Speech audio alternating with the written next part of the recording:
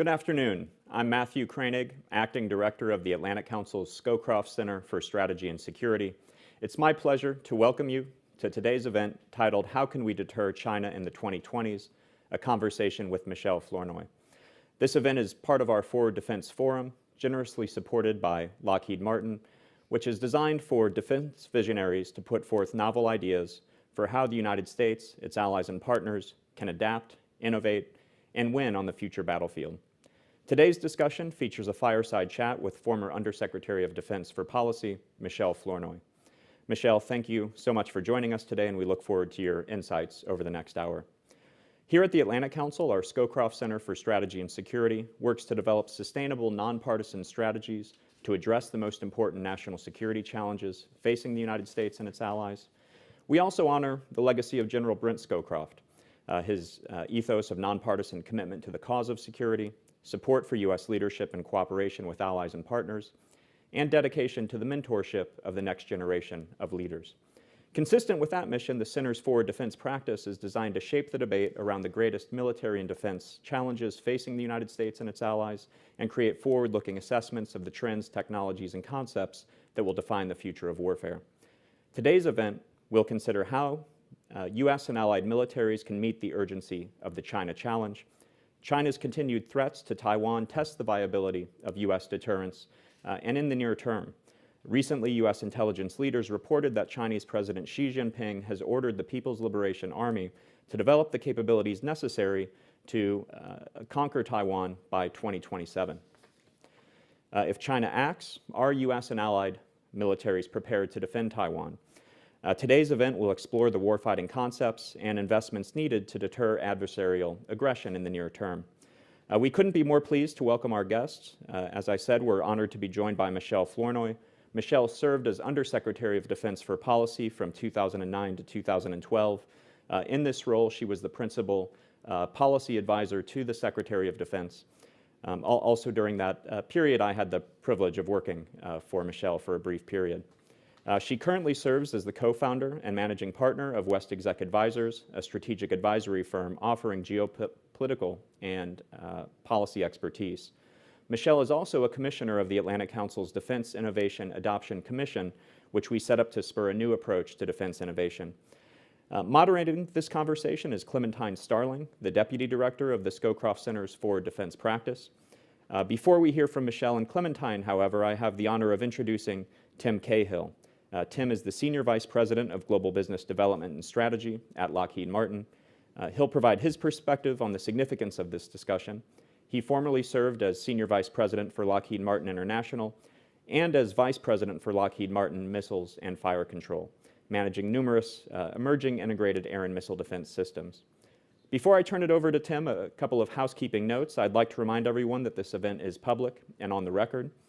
We encourage our online audience to direct questions to Michèle using the Q&A tab at the bottom of your screen. Be sure to identify yourself and your affiliation when asking your question. We'll collect your questions throughout the event, and Clementine will pose many of them to our guest. We also encourage our online audience to join the conversation on Twitter, following @ACScowcroft and using the hashtag #ForwardDefense. Thank you all for joining the Atlantic Council for what I know will be a captivating conversation. And Tim, without further ado, over to you.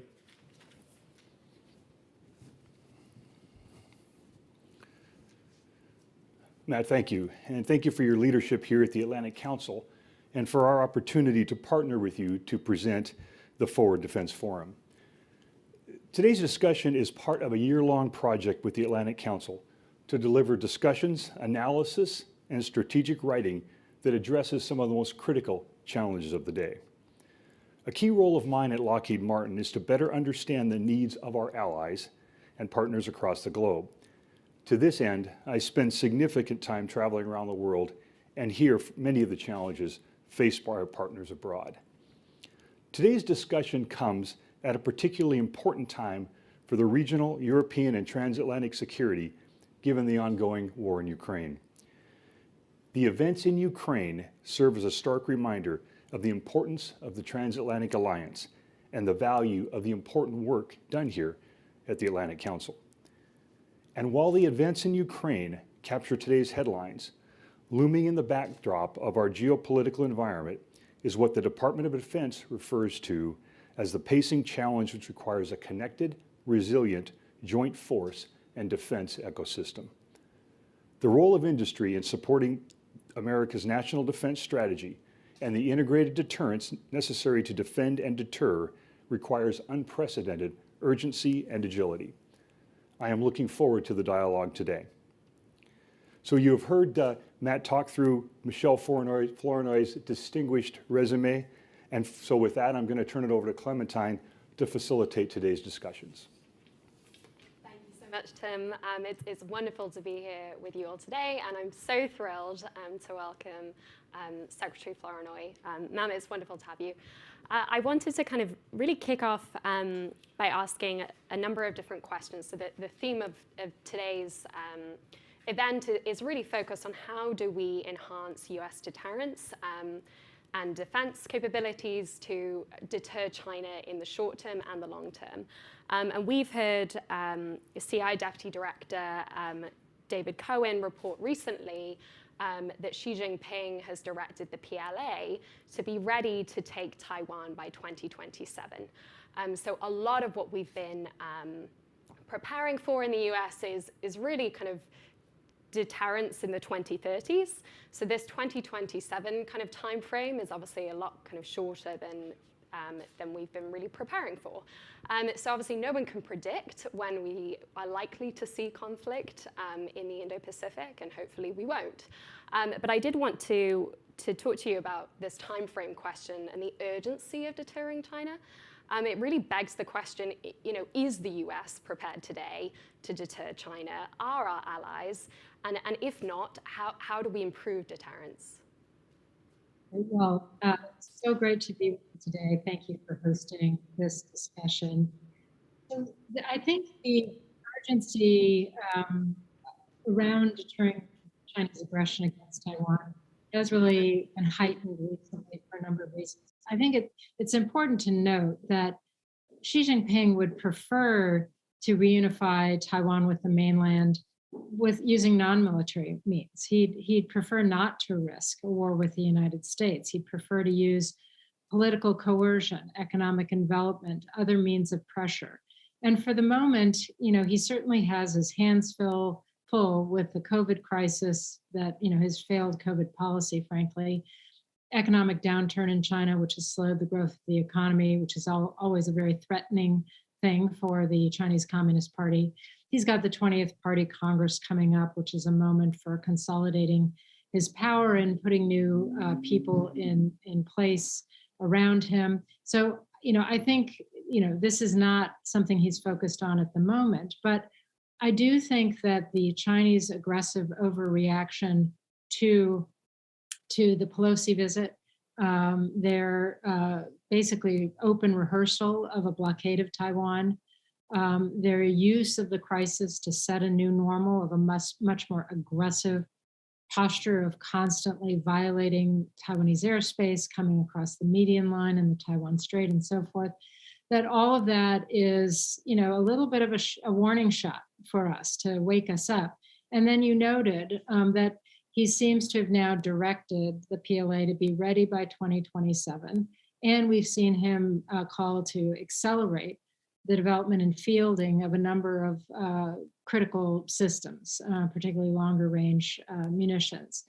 And so I think it's possible that Xi, seeing our investments focused on the 2030s, could say, well, yes, I'd prefer to resolve this without resort to force, but if I have to use force, maybe there's a window where it's better to use force before the Americans and their allies have fully set the region with the right posture and capability mix, because that would, I'll have a better chance of success sooner than later. And so that, I think, that sense, that's what's really contributed to this greater sense of urgency. And dealing with that nearer term prospect requires a set of actions that are somewhat different than what the Pentagon is focused on, and different and sort of fall into a gap or a seam between the longer term preparations of the service chiefs and the services and the very near-term operational focus of the combatant commands. But if you look at the 2 to 5 or 2 to 7 year window, there's no one in charge of that window. And so that's where I think we need to focus and really ask ourselves, what can we do in that window to meaningfully enhance deterrence so that we undermine Xi's confidence in using force and we avoid the conflict if at all possible?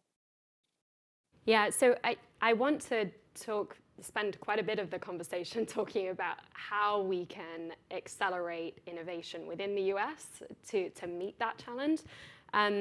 But before we dig into that, I did want to ask, you talked about the acceleration in military modernization that we're seeing in China at the moment.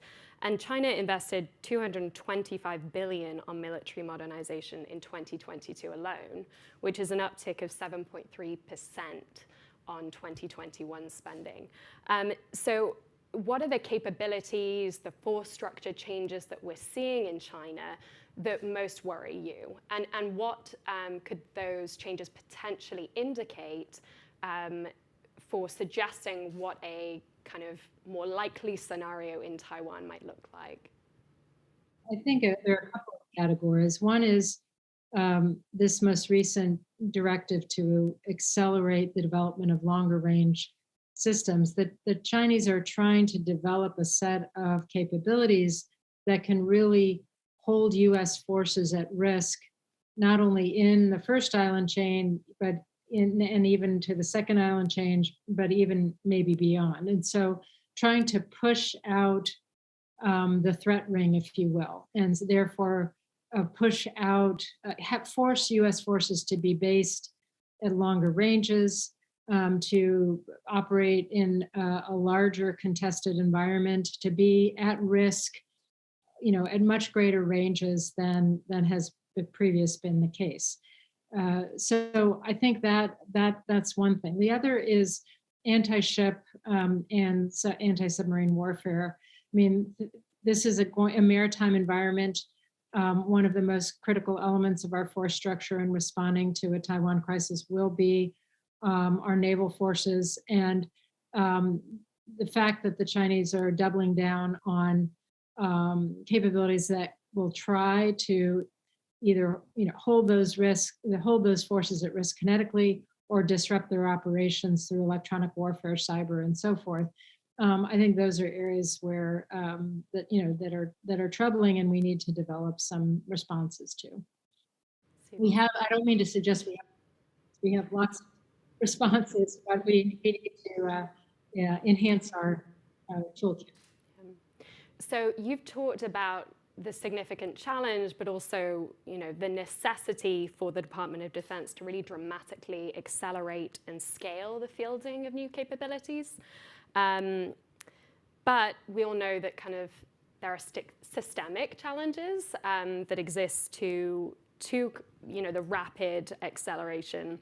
The US budget and acquisition system is obviously set up to design and build and really deploy these systems over decades, not years. So this kind of time frame question that we're coming to, how can the US accelerate the development and adoption of new technologies and the concepts really needed in the short term? I think there's sort of three key things that we need to do. One is, it's sort of the Apollo 13 problem of, Houston, we have a problem. And they focused on what do we have in hand that we could use in new ways to address the operational problems that we're having. I think we need to have that kind of effort on an urgent basis where we look at not buying new things, but mainly how do you take existing munitions, put them on different platforms, augment them with some additional capability, use them in a new way that gets a new result.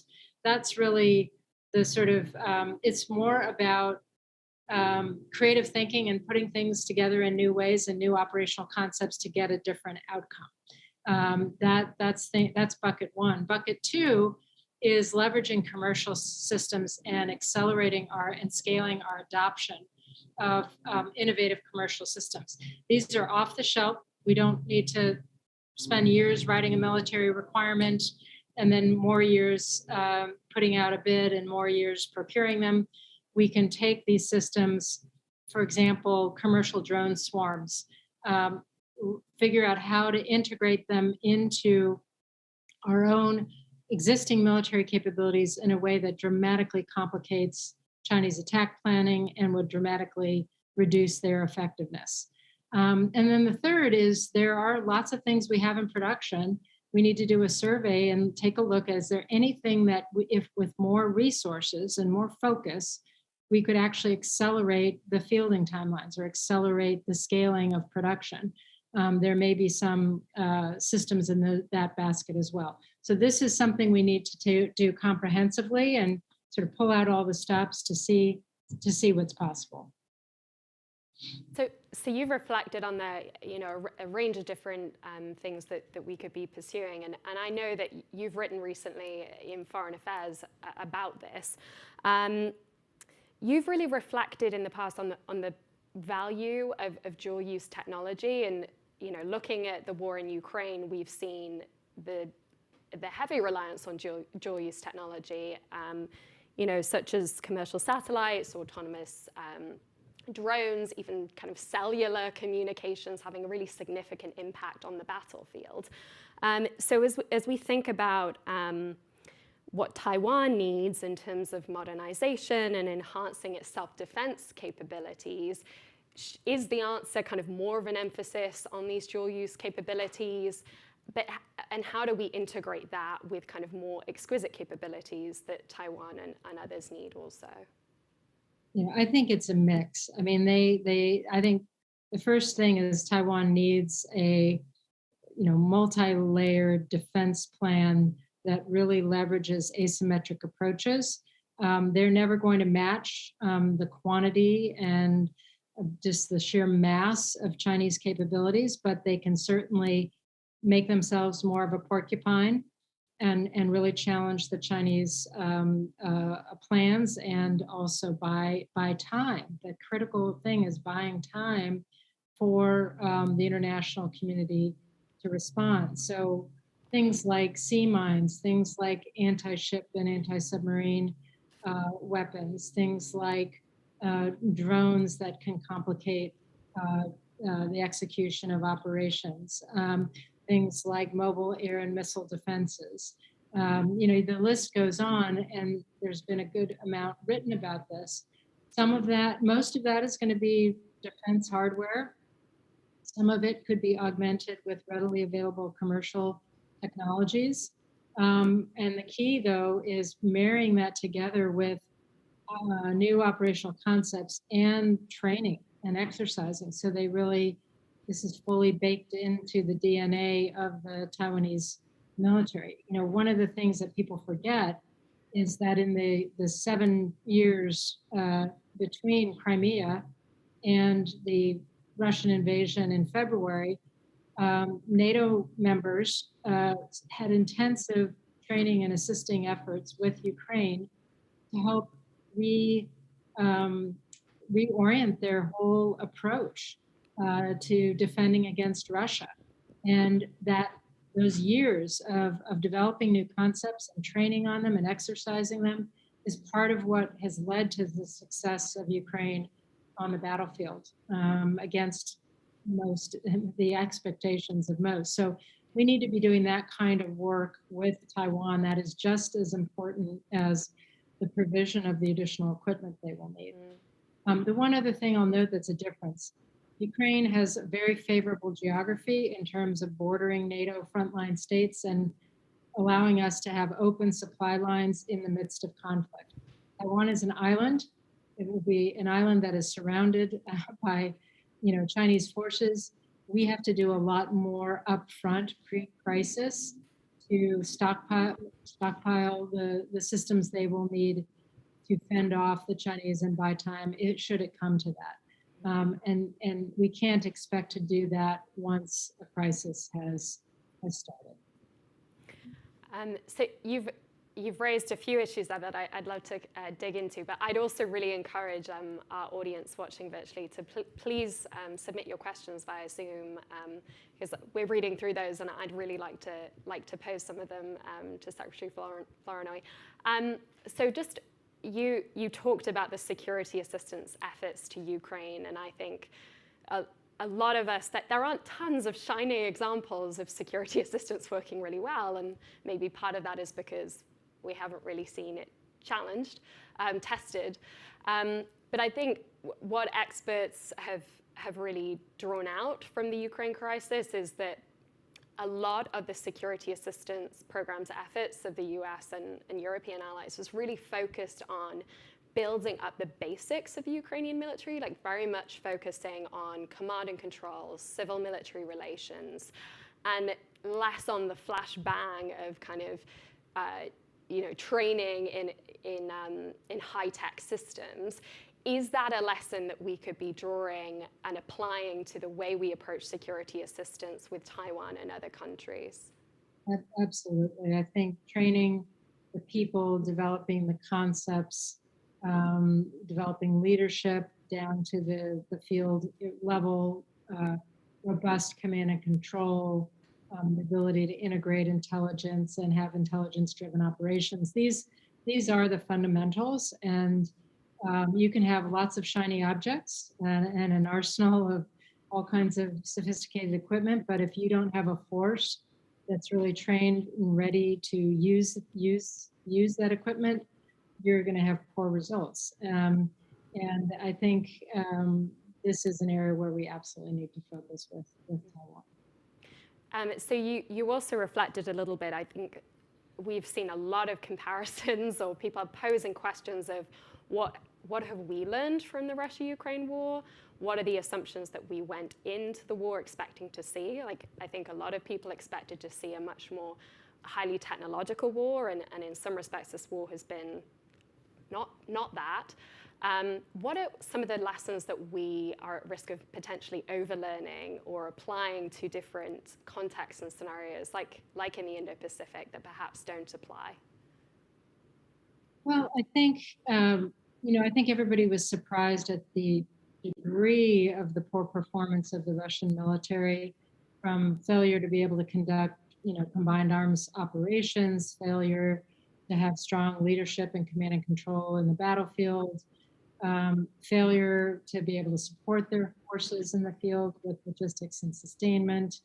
The list goes on, and that and I think there's a temptation, because the Chinese military is untested from a combat perspective, to sort of say, well, maybe they're just as feckless as the Russian forces were. I think that would be a mistake. I don't think we should say they're 10 feet tall, but they have their own problems and their own challenges, and they are untested. But they've also made tremendous strides in the professionalization of the force, particularly over the last decade.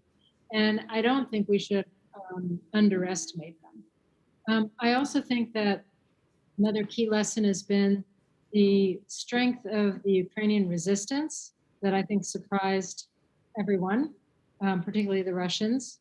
I think the Chinese have taken note of that, and they're now studying the question of, will the Taiwanese people resist? What if they did resist? What would that mean for our ability to actually take control of the island? And I think it's an open question, and that is something where, again, our assistance needs to not just be military equipment, but to the extent Taiwan needs to develop the organizational infrastructure to enable an effective resistance by the society and sort of plug that into a coherent national plan. Again, that's an area where I know they've asked for assistance, and I believe that the United States is providing some of that. But that's another area. We can't just assume that another society would stand up and resist in a way that has been as effective as what's happened in Ukraine.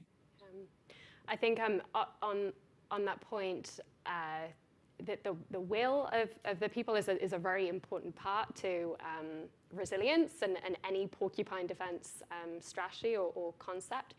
And so I think it's interesting as we reflect on kind of this time frame issue from the perspective of Xi Jinping. He has made very, very clear that reunifying China with Taiwan is a legacy issue. But the longer, generationally, the longer that things go on, I think there is more of a trend within Taiwan to really not see themselves as being very separate from China. So, how do you think Xi Jinping, I'm going to ask you the impossible question, is thinking about the trade-off between letting so much time go by that perhaps there is less support within Taiwan for reunification as younger generations become more and more focused on independence, with the need to build up capabilities that the PLA would need in order to potentially execute unification? Yeah, no, I think that this is a central challenge for Beijing, that every year that goes by, there are fewer and fewer members of Taiwanese society who have any interest in being part of the mainland. And yet, so I don't think the political and economic coercion measures that Xi has used or may use in the future are likely to work. And I do think that the use of force would be a huge gamble for Xi. He would be putting his entire position of power on the line, because if in fact it's unprovoked aggression against Taiwan, the U.S. and its allies respond. The international community condemns China, pushes back against China, sanctions China. This could be a very costly and uncertain and possibly failed effort by Xi. And so, I do think that argues for a different way of thinking about this. Can China think about allowing Taiwan to coexist in a different way for an indefinite period of time, rather than trying to force its will on the island? Because I think that, again, the more time that goes by, the more resistance and the higher costs they're going to face in trying to force the issue. So the Department of Defense kind of announced these 14 critical technology areas for modernization. So it's a wide-spanning list, from kind of quantum to biotech to trusted AI. As we kind of reflect on the potential gaps between what the US kind of has today to deter China and what it needs to, what do you think those kind of short-term technological big bets should really be? Well, I like to focus on, start with what are the operational problems that we have to solve to be effective in deterring and, if necessary, defeating Chinese aggression. And so I would start first and foremost with, how do we build a resilient, self-healing network of networks that give us robust command, control, communications, intelligence, surveillance, reconnaissance, C4ISR, in a contested environment, meaning an environment where we're going to have electronic warfare, cyber attacks, all kinds of kinetic attacks on our systems, and yet the network of networks is able, like an electrical grid, to reroute traffic and keep the lights on, basically, for our commanders in the field. So that's priority number one. So every technology that can enable that should be high on the list. I think a second near-term opportunity, as I suggested before, is opportunities for human-machine teaming. That is, a lot of people create a false trade-off, I think, between, we're either going to divest of all of our legacy systems and create all these new capabilities, we're going to do one or the other. And the answer is that's wrong. We are going to have a largely legacy force for this foreseeable future. That's just a fact. The challenge is, and the opportunity is, how do you marry those platforms with new technologies and capabilities, some defense, some commercial, that are emerging, that gives them meaningfully different capabilities.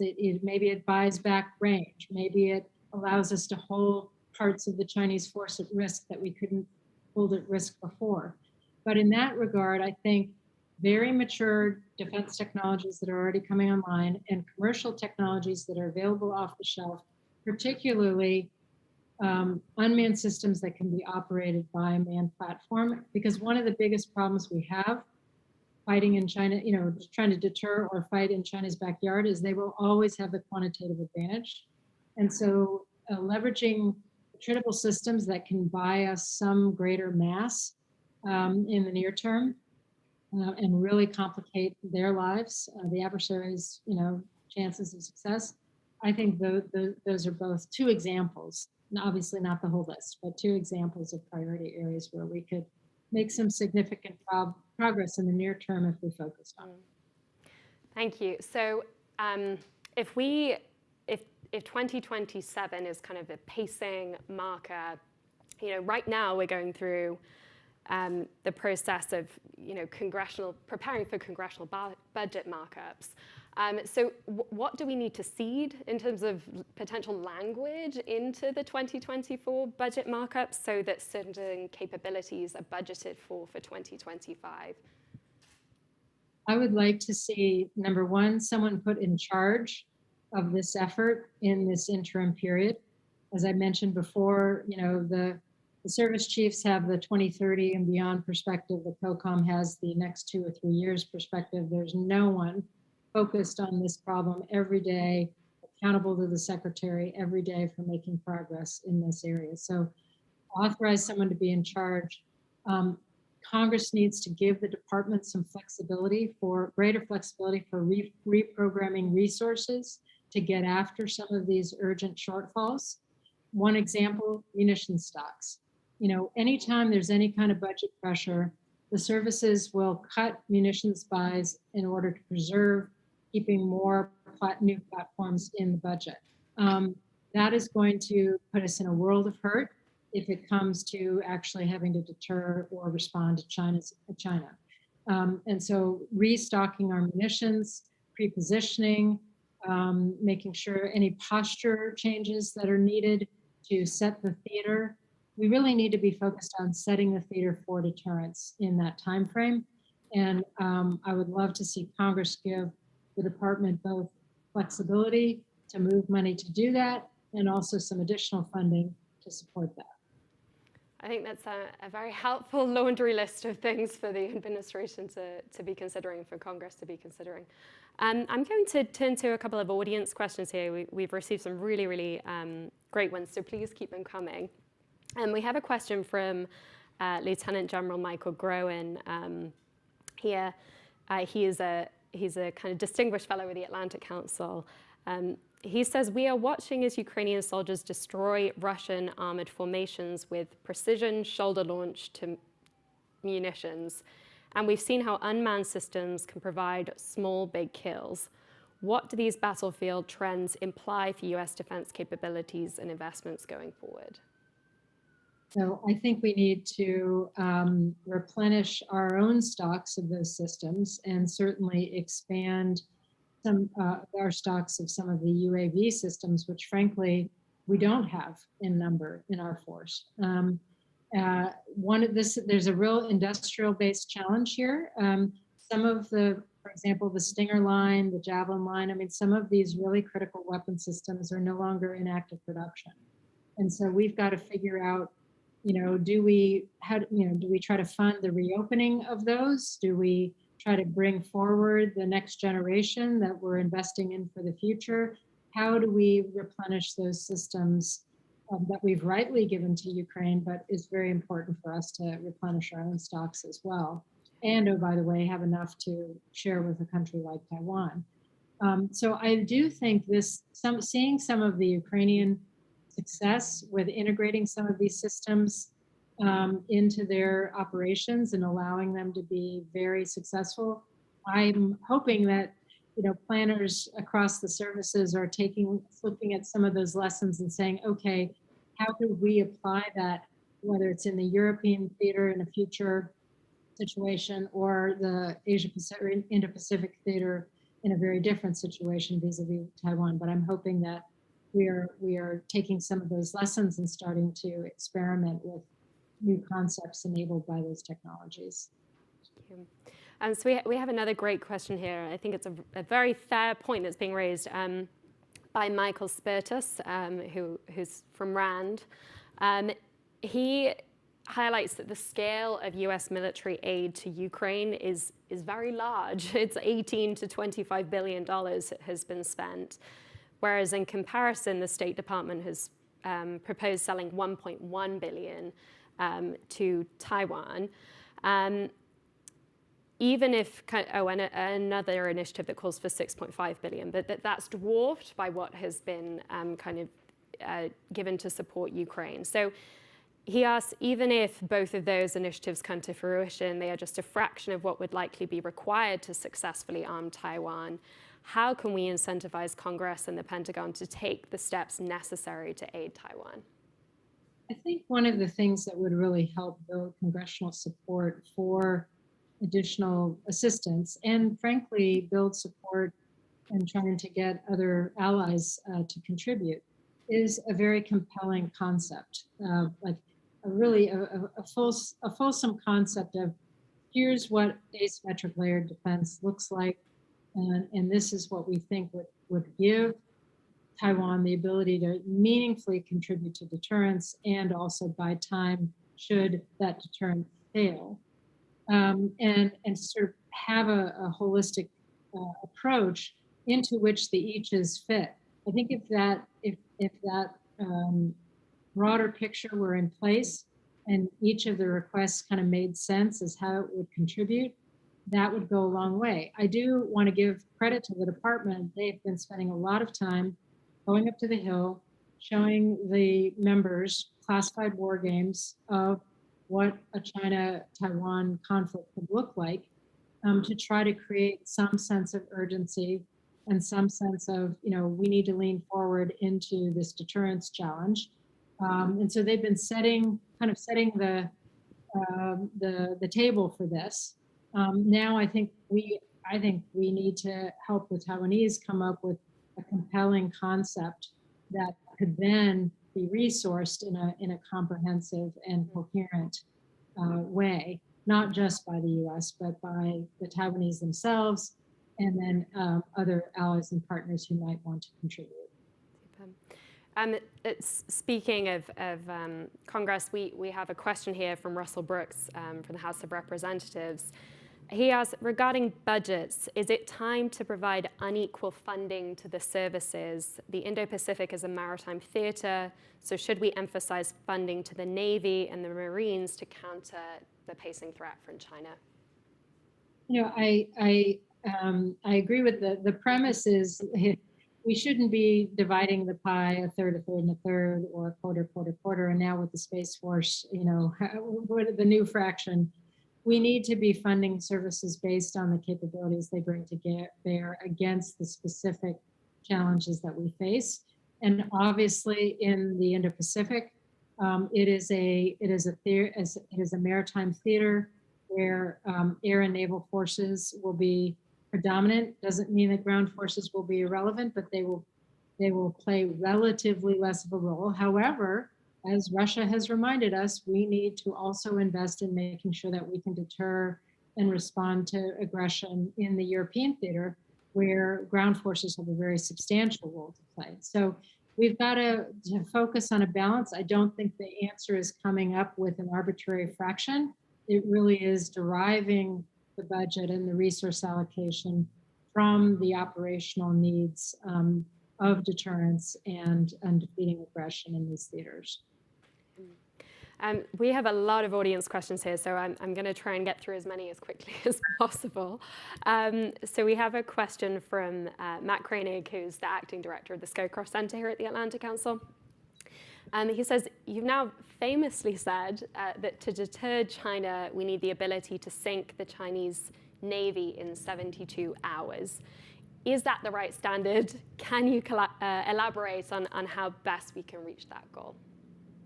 Not exactly what I said, but what I said is, I was making the point that we want to have a number of arrows in our quiver so that if we really think that Xi Jinping is contemplating aggression against Taiwan unprovoked, that we have another of options to give him pause.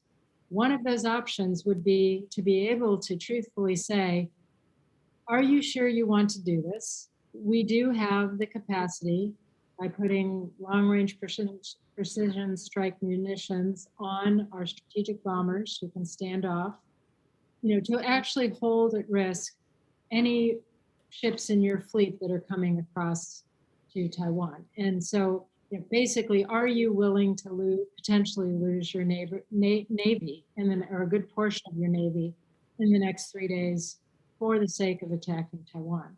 It's really, a way of introducing risk into his calculus and causing him to decide, well, maybe not today.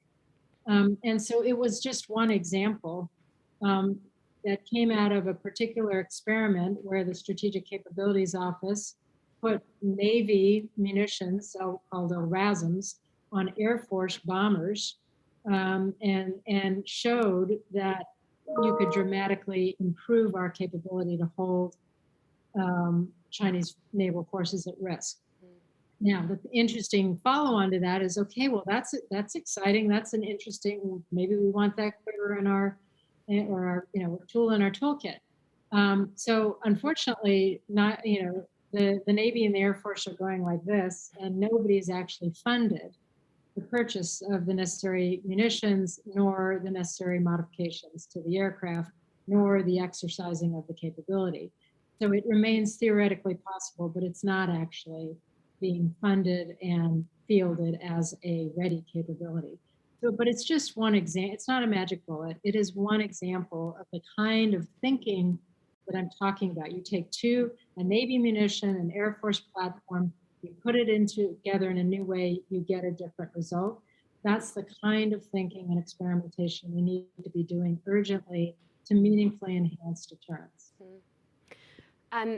Just because you're raising this, and I've not yet asked you about the administration's new concept of integrated deterrence, which is, meant to be kind of getting at some of this, of how do we integrate kind of all tools of US national power to really improve our deterrence posture and to do so with allies and partners.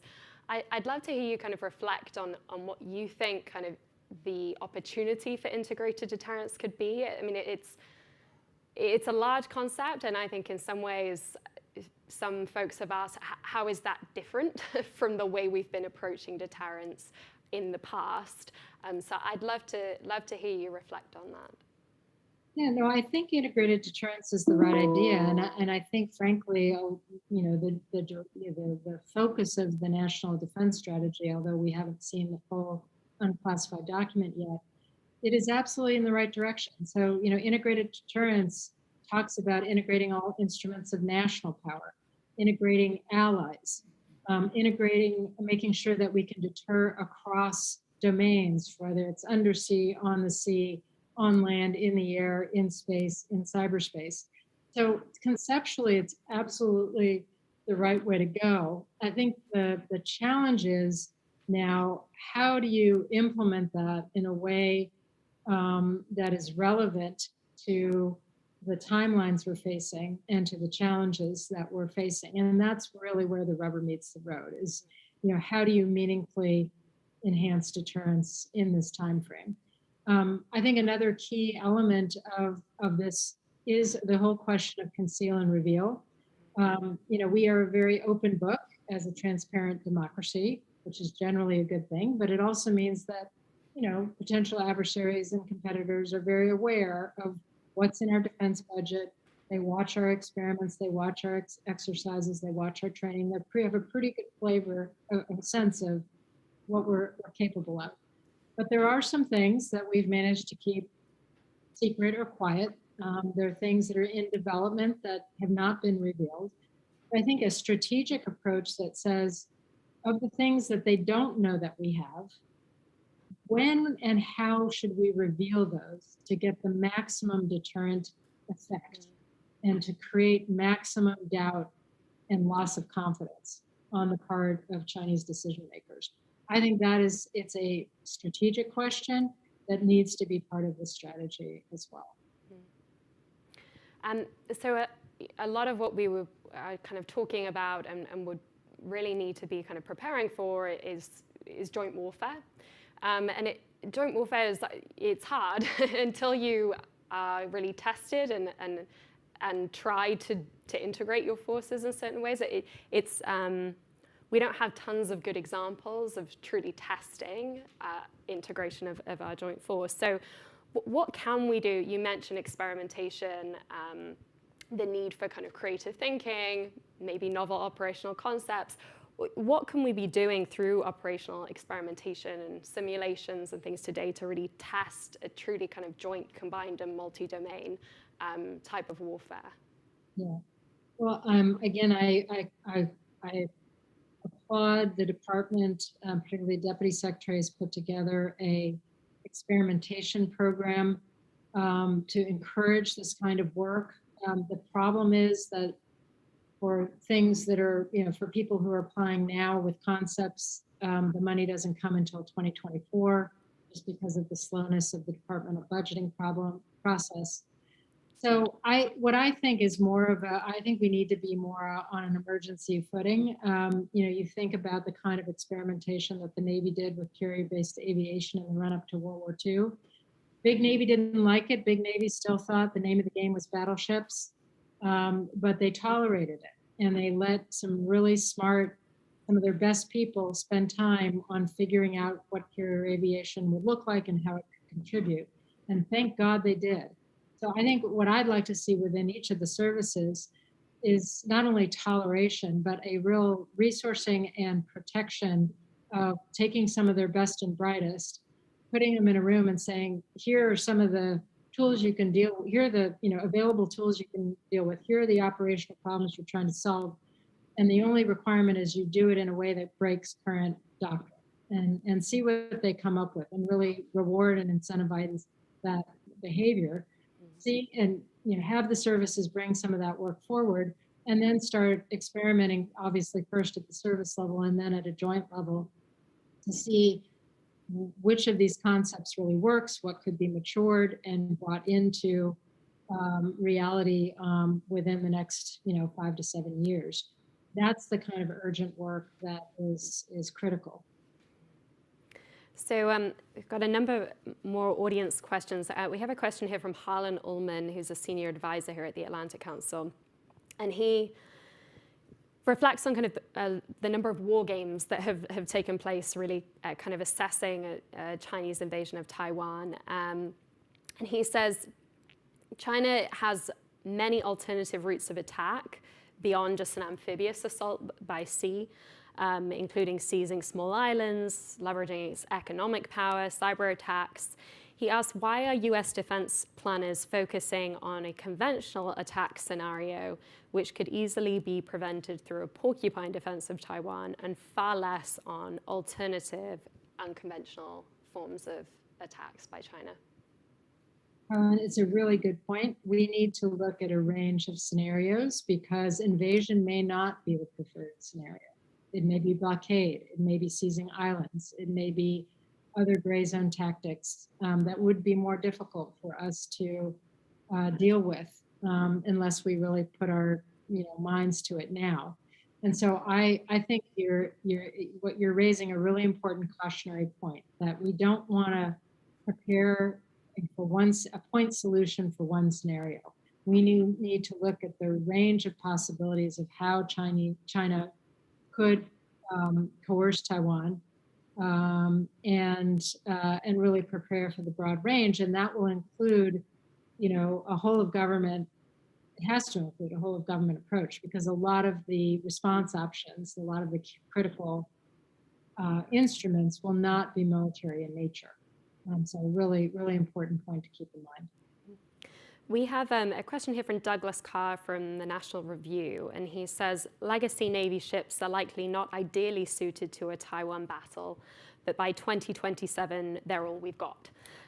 Should we spend more defense money to maintain the present fleet numbers, or focus on building an advanced force more tailored to a Taiwan contingency?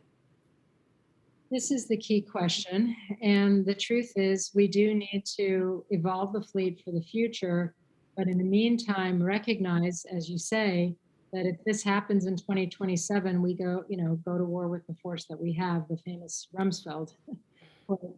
And so therefore, that's why I'm so focused on, okay, take those platforms. What are the additional capabilities you can put on them? How do we operate them in new ways? Operate across joint, service lines to have, leverage capabilities in a more joint configuration to get a meaningfully different result. That is the challenge. And so in the near term, it's about, integrating those additional capabilities and adopting new concepts. In the longer term, it is about evolving the capabilities of the force of the future, because we obviously need a more robust force for the more contested environments in the future. But these are very tough trade-off decisions, and this is exactly where the budget fights are happening, of how exactly do you make those trade-offs. Yeah. So I've not yet asked you any nuclear questions, and I'd be remiss not to. We've had a couple of audience questions along these lines, but I might take moderators' kind of ability to ask you one myself. So China has really embarked on an unprecedented buildup of its nuclear arsenal, and it also seems to be making pretty significant shifts to its nuclear strategy. And obviously the US's nuclear posture has really been focused on bipolarity with Russia for a long time. So this reality of perhaps nuclear tripolarity, dealing with Russia and China as nuclear threats at the same time, what are the challenges that tripolarity poses that bipolarity doesn't, and how do we set ourselves up, especially as the US is thinking about its nuclear posture, to be able to deter two significant adversaries with growing nuclear arsenals and capabilities?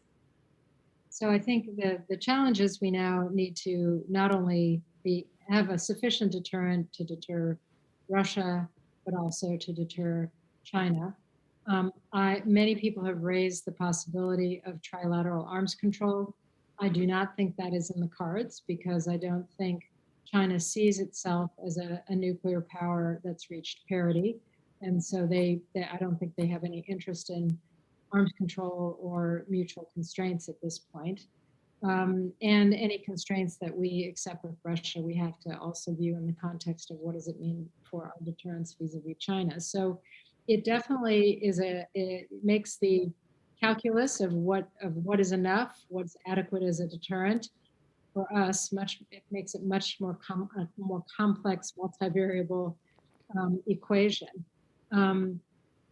It also means that we have to really think about how we reassure our allies that in this context, that extended deterrence is still viable, and so that they don't have to go nuclear themselves.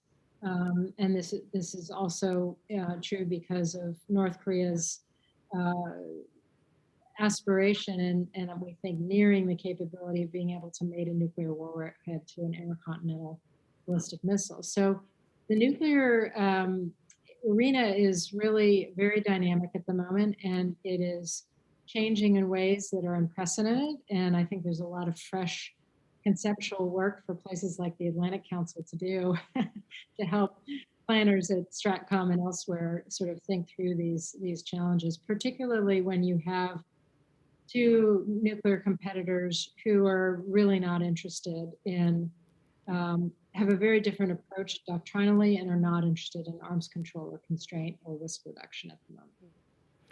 So we are fast running out of time, but I did want to really, so we've spent a lot of today's conversation talking about deterring China, but the reality is, the US faces a strategic simultaneity problem, as some people have coined it. Having to position itself in terms of capability development, force posture, working with allies and partners to deter two adversaries, potentially at the same, and to potentially fight them at the same time. So all of that, I think, behooves probably a need for more of a reliance on our allies and partners to be able to balance that, the threats that we face.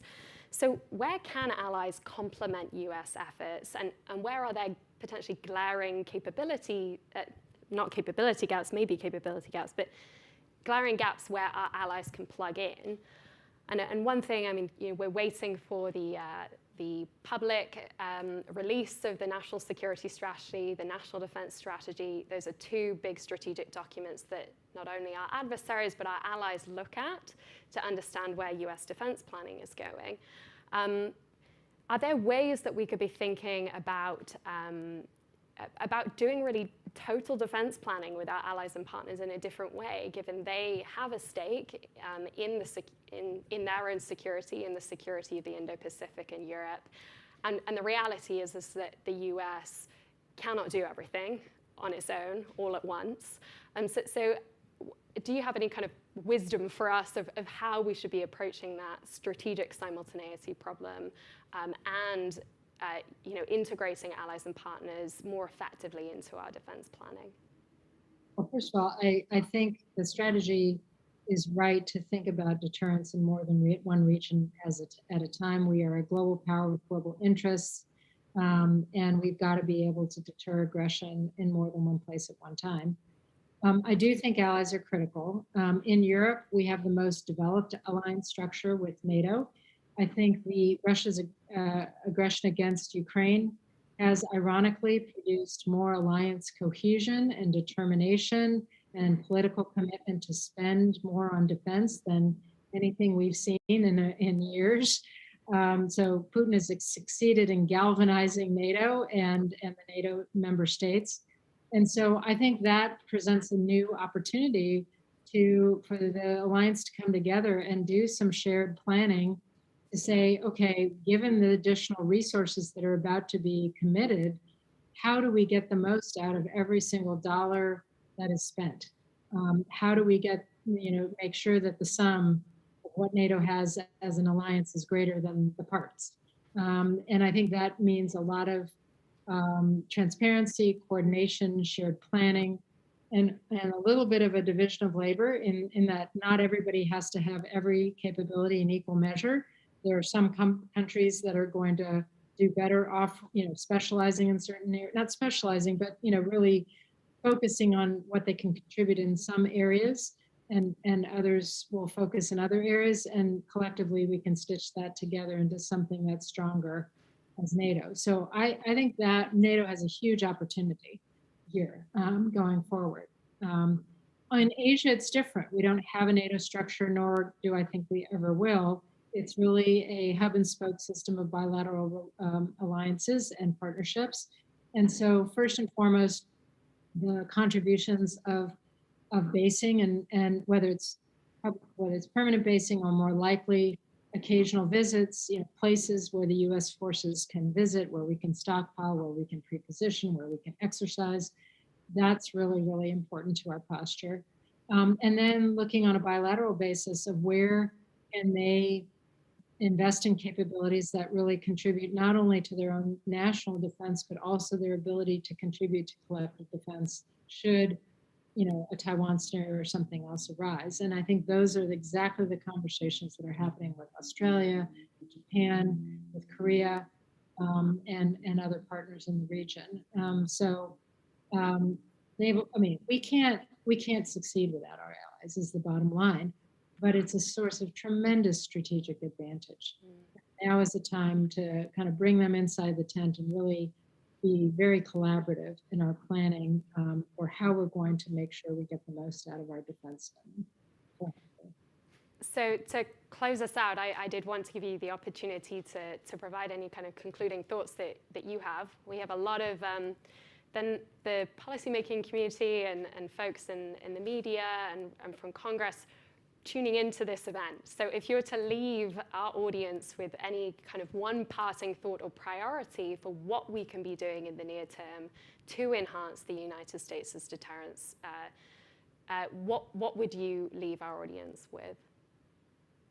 I think this is a time where we need to try to transcend some of our political polarization and realize that this is truly a national security moment. It is a moment where, decades from now, we'll look back and see that the tectonic plates of geopolitics were shifting underneath us and the world is realigning. It is a moment where if we want to deter a conflict that is, the most likely candidate for becoming World War III, we need to make some different investments now. And we need to transcend our politics to make sure that we enable our, we have a very strong hand, a better hand than China, but we need to be allowed to play it as best we can to get to the deterrence outcome that we're looking for. Because no one wants a war with China. It would be devastating for all concerned, even the winners, and certainly for the global economy and for the security and prosperity of Americans and our friends and allies. So the stakes are really, really high.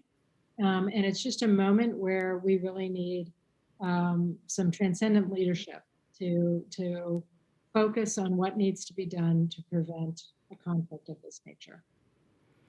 Well, thank you so much, Secretary Flournoy, for joining us. This has been a really enlightening conversation. Thank you so much to our audience for joining us as well, and the terrific questions that you submitted, to our partners, Lockheed Martin, for really making this event and this event series possible. And just looking forward to welcoming you all back for our future Forward Defense Forum series. Thank you so much.